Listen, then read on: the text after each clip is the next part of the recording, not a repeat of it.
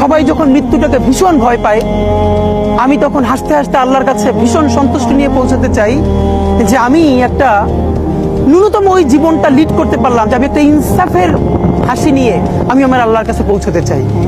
সুতরাং আগামী 50 বছর বাঁচলাম, কোনো ইম্প্যাক্ট তৈরি হলো না আমারে দিয়ে, দেশের জন্য, রাষ্ট্রের জন্য, উম্মার জন্য, জাতির জন্য। কিন্তু আমি ধরেন 5 বছর বাঁচলাম, সেটার মধ্য দিয়ে যদি আগামী 50 বছরের ইম্প্যাক্ট তৈরি হয়, তাহলে অনেকদিন বেঁচে থাকায় কি সাফল্যের বলেন?